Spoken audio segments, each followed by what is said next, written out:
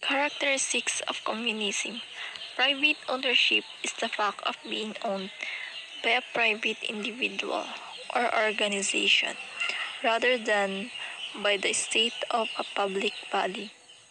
Pricing system from the government is a component of an economic system that uses prices expressed in any form of money for the valuation and distribution of goods and services and the factors of production. Except for more economically isolated communities, all modern societies use price system to all allocate resources, although price systems are not used exclusively for all resource allocation decisions. No free competition, a system in which supply and demand control prices, incomes, etc. freely and without government involvement. They point out that in countries where free competition is allowed, market development has been far from satisfactory. Non-profit motivation is often completely opposite of motivation in the for-profit sector, especially in smaller and mid-sized non-profit organizations. When conducting research on the motivational reasons that people decide to work for non-profit organizations through scholarly articles and personal conversation, one realizes that the work for a non-profit organization transcends the purely monetary reasons present in other sectors, and because of this, non-profit work is not for everyone. Central economic planning. A planned economic is a type of economic system where investment, production, and the allocation of capital goods takes place according to economy-wide economic plans and production plans. A planned economy may use centralized, decentralized, participatory, or Soviet-type forms of economic planning. Mixed economy, public and private ownership of resources and enterprises. GOCC, or government-owned and controlled corporations. In the Philippines, the phrase government-owned, controlled corporations, sometimes with an end slash or, is a term used to describe government-owned corporations that conduct both commercial and non-commercial activity. State corporations, public land.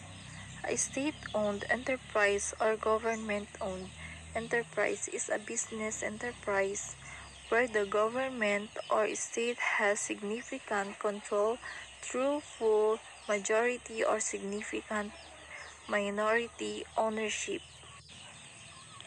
Public land. Land owned by a government, specifically that part of the U.S. public domain subject to sale or disposal under the homestead laws. Price floor is a government or group imposed price control or limit on how low a price can be charged for a product, good, commodity, or service. Price ceiling. Price ceiling is a government or group imposed price control or limit on how high a price is charged. Use price ceilings ostensibly to protect consumers from conditions that could make commodities prohibitively expensive. For emergencies. Emerging economics. BRIC. Brazil, Russia, Indonesia, and China. TRIP. Turkey, Russia, Indonesia, Philippines. ASEAN Tiger. Singapore, Malaysia, Hong Kong, Japan, and Taiwan. Economic goals. Number 1. Economic growth. An increase in the amount of goods and services produced per head of the population over a period of time. Number 2. Equitable distribution of income. Ensures distributing welfare to ensure fairness and allowing members of the economy to have the same opportunity to accumulate wealth. Number 3. To interfere in economic activities in order to achieve social aims. Hi, I'm Mary Gracie Oliveira from Group 2 in Basic Microeconomics. First, economic growth. An increase in the total output produced in the economy measured in items of the real gross domestic product happens when the economy increases its production capacity and develop better ways of producing and developing new products and services. Economic growth can also be defined as the increase in the inflation-adjusted market value of the goods and services produced by an economy over time. Statisticians conventionally measure such growth as the percent rate of increase in real gross domestic product or real GDP. Second, equitable distribution of income. To ensure that no group of citizens faces extreme poverty while others enjoy abundance and prosperity, government can impose heavy taxation from the rich and spend these for social services. The equitable or fair distribution of income is the most value-laden and controversial of all economic goals. There are so many interpretations of what makes a fair division of wealth. Third, price stability to prevent increases in the general price level known as inflation, as well as decreases in the general price level known as the deflation.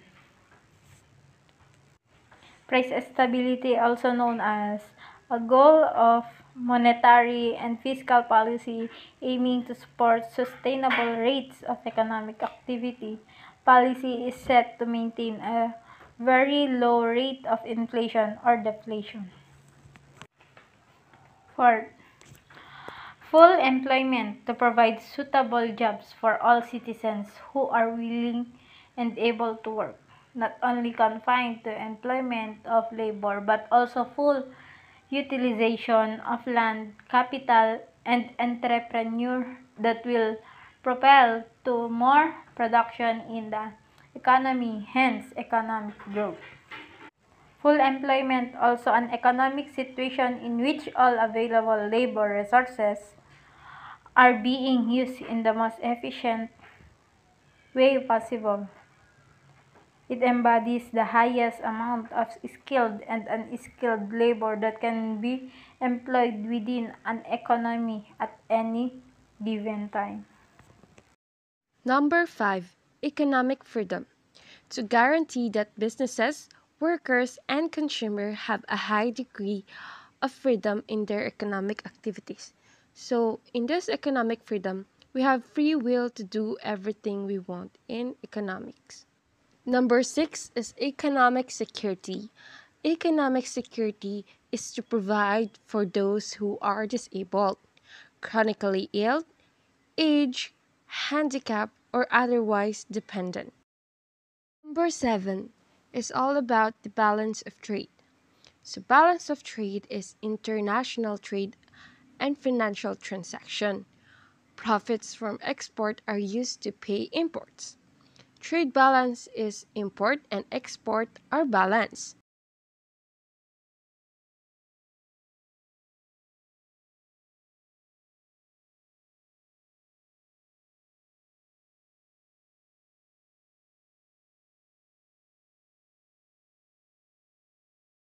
Well-run Takmo reporting in Group 2.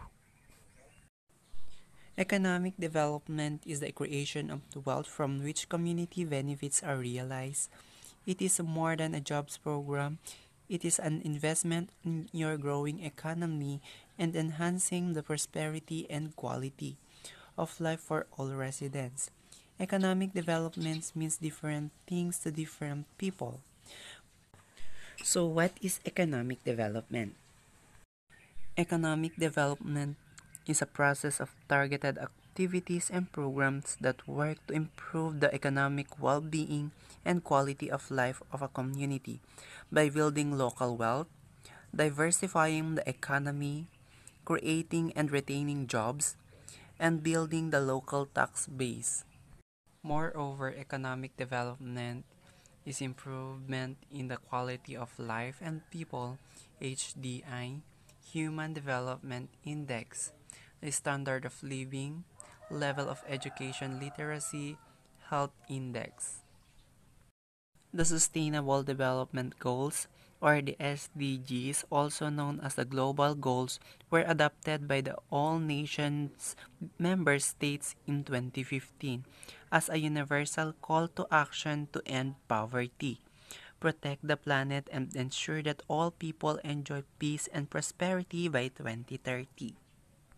The principles of sustainable development are as follow: conservation of ecosystem, development of sustainable society, conservation of biodiversity, control of population growth, development of human resources, promotion of public participation, such as no poverty, zero hunger, good health and well-being, quality education, gender equality, clean water and sanitation, affordable and clean energy, decent work and economic growth, industry innovation and infrastructure, reduce inequalities, sustainable cities and communities, responsible consumption and production, climate action, life below water, life on land.